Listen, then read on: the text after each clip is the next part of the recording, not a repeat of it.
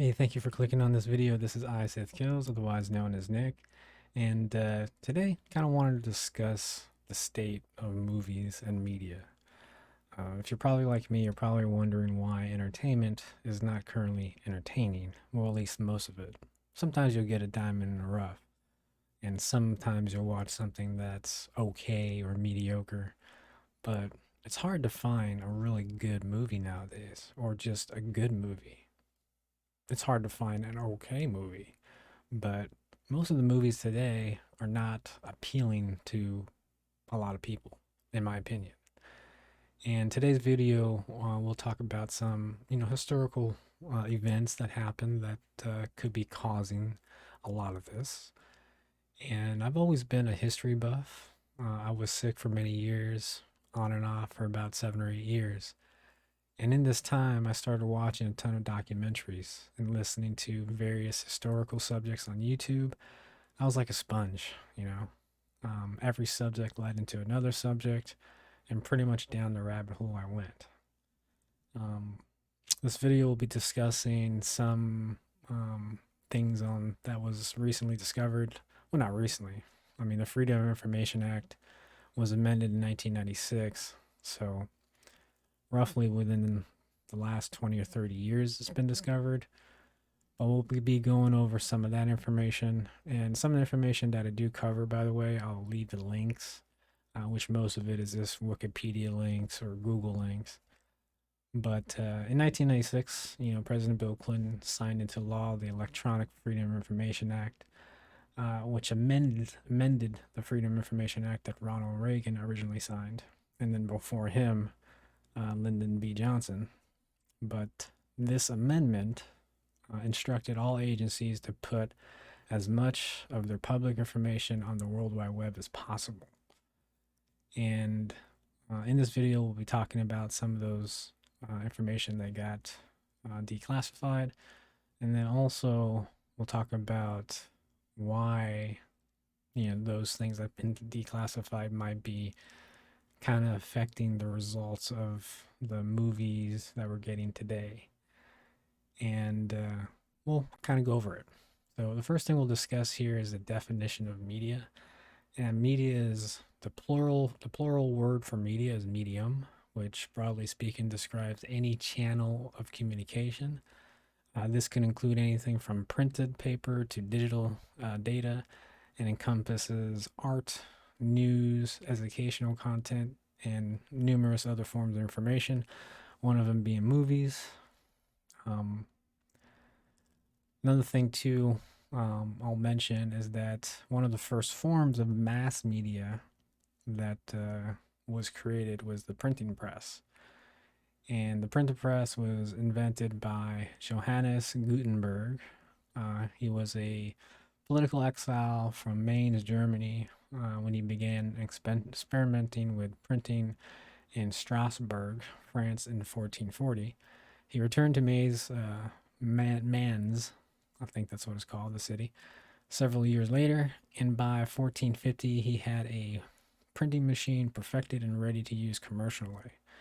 And this one machine caused a production of books, one of them especially being the Bible, and it was able to reach a lot more people. This is kind of when the kings and people, monarchs and stuff like that, started noticing that the power in media. One of those kings being King Henry VIII. Now, King Henry VIII, he had a king advisor. His name was Thomas Cromwell, who in April 1532 won control of the council and thereafter remained in command of that council for about 8 years. Um, the name of that council, just to let you know, let me see if I have it here.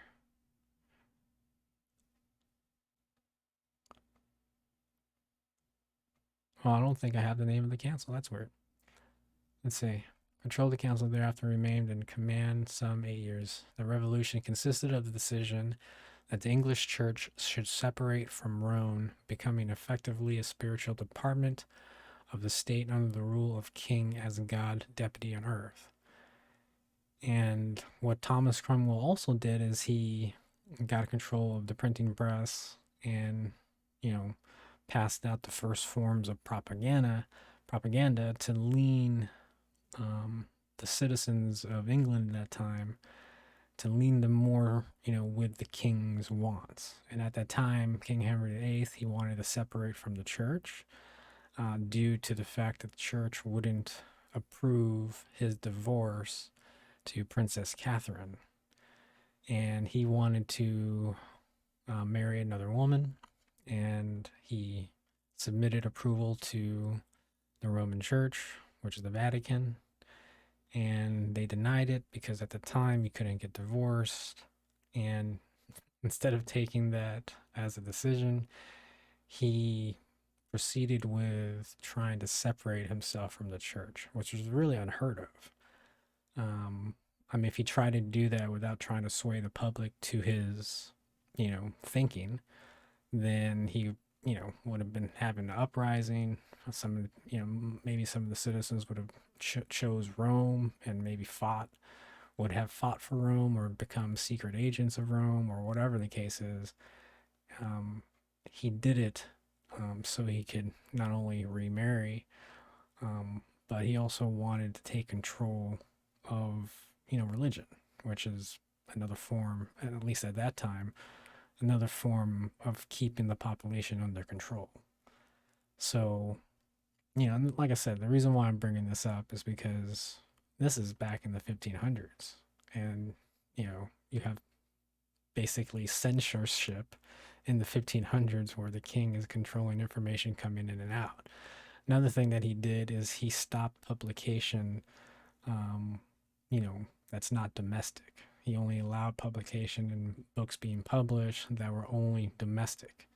So, you know, in history, I mean, obviously there's a lot of cases where kings, protected information, kept information, subdued information, whatever the case is. But, this is one of the oldest forms of documented evidence of a king doing this. I mean, you probably have other forms, but this is one of the ones I picked out as kind of an example of, a dictatorship or a monarch or a government, trying to take control of media.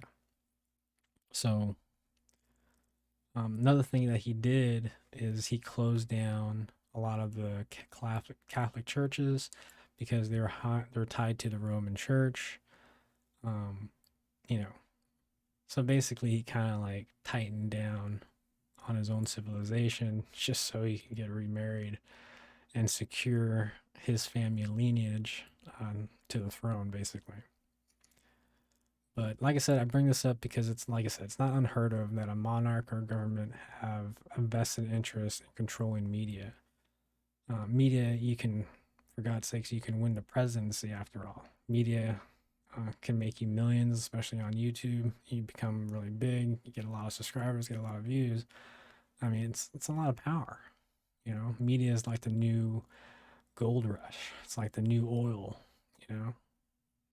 Another example I can give you is World War II, and I can actually show you this website.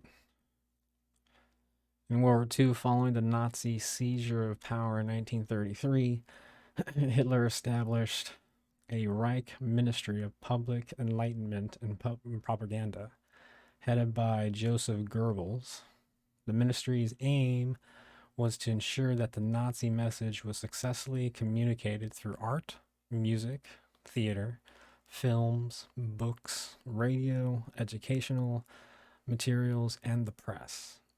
So, the reason why that's important is because if you control entertainment or news or whatever, you can control the way people think and you can sway their way of thinking to what you want them to think, basically.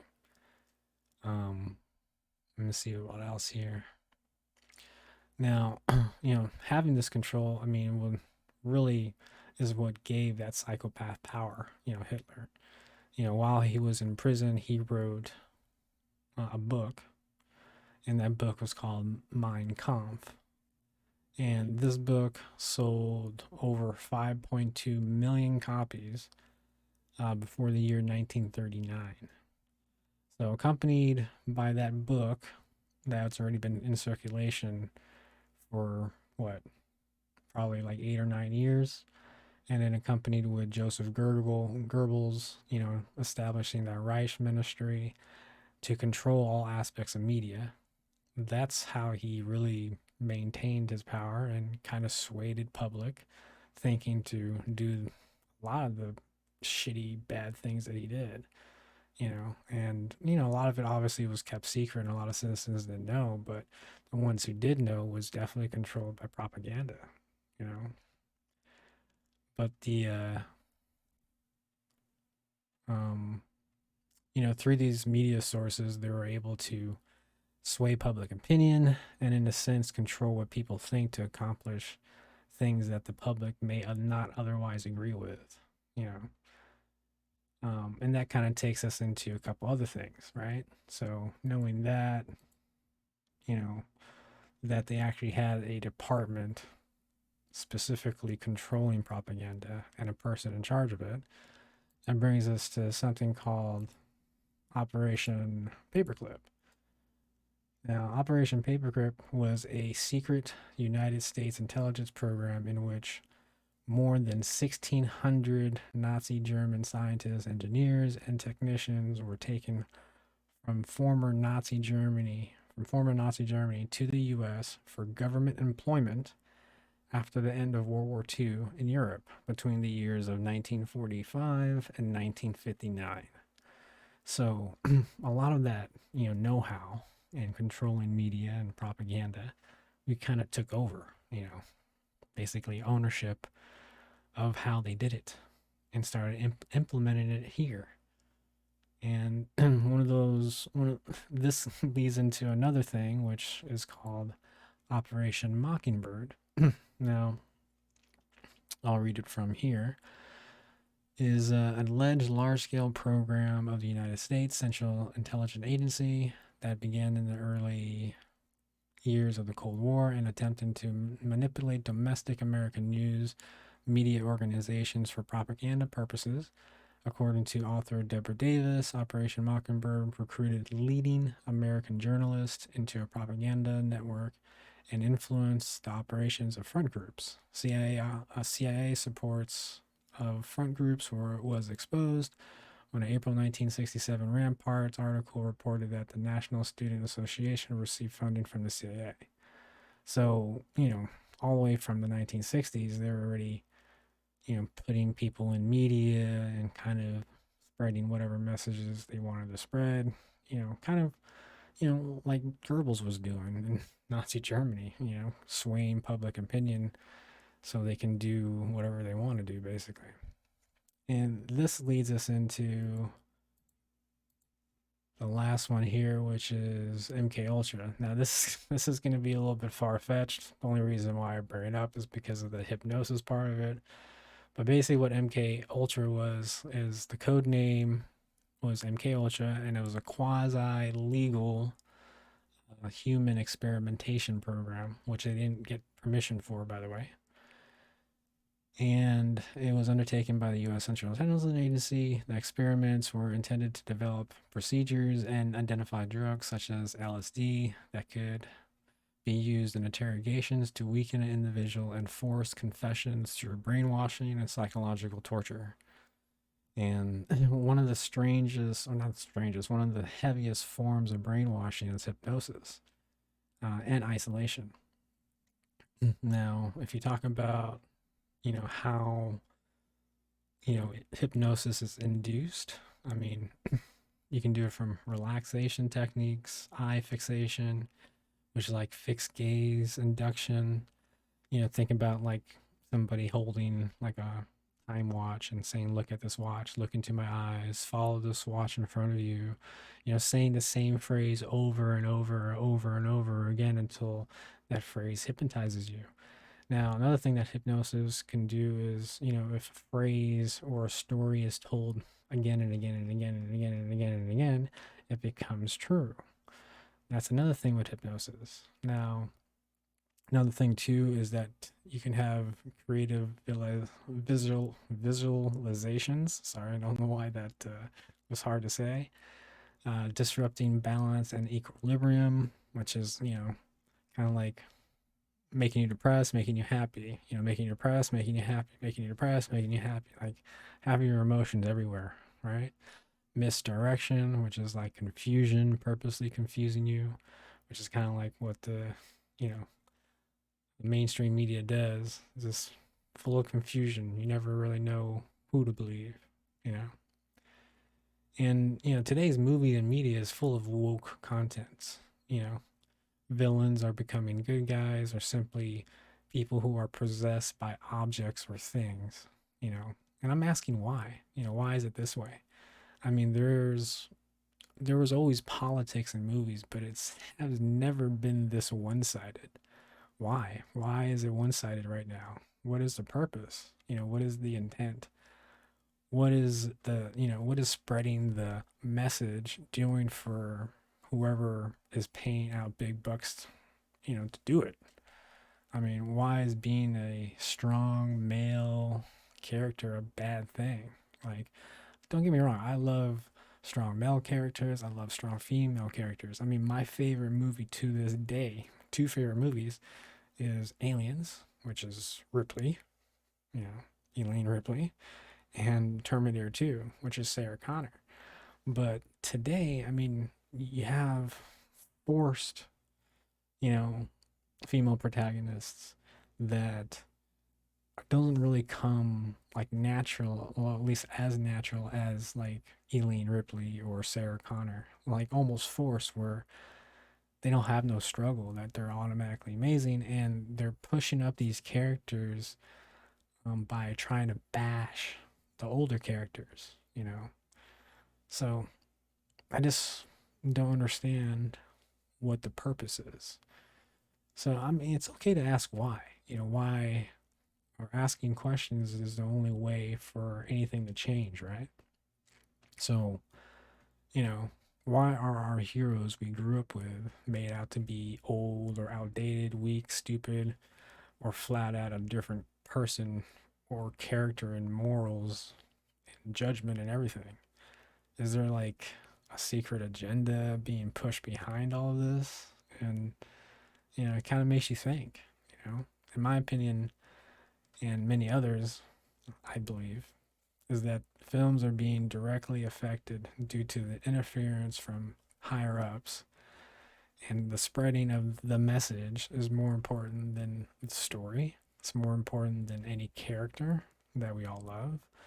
It's taking the front seat, and quite frankly, taking all the seats, and it's getting in the way of our movies. It's getting in the way of our stories, it's getting in the way of our heroes, it's getting in the way of getting actual, correct information from sources, mainstream sources. So you have to ask yourself why. Why is this being done?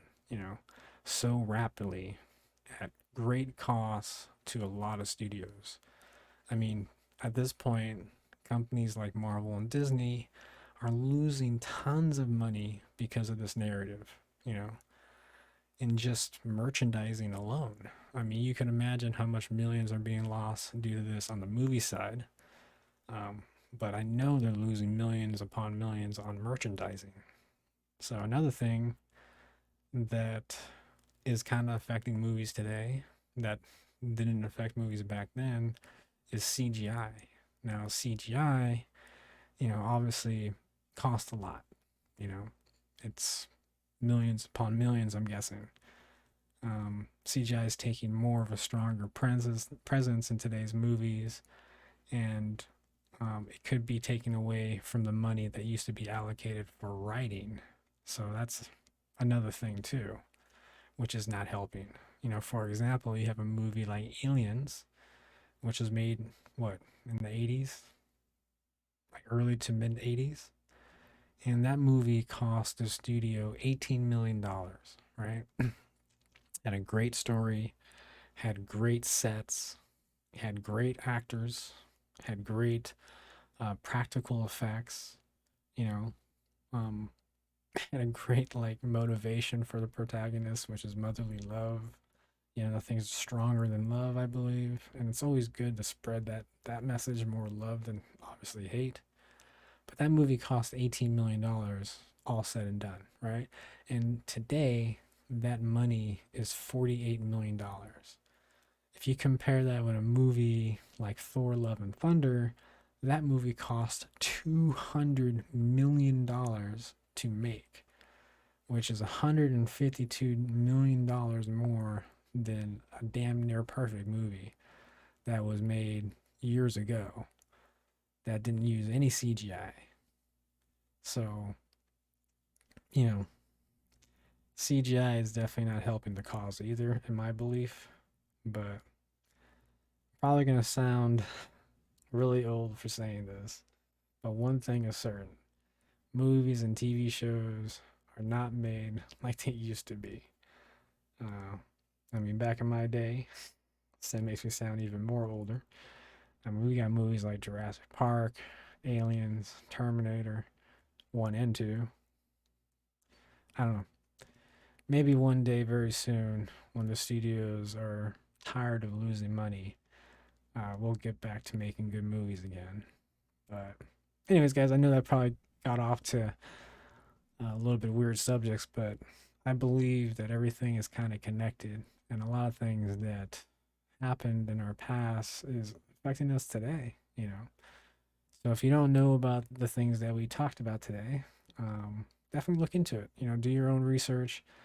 There is a reason why things are the way it is.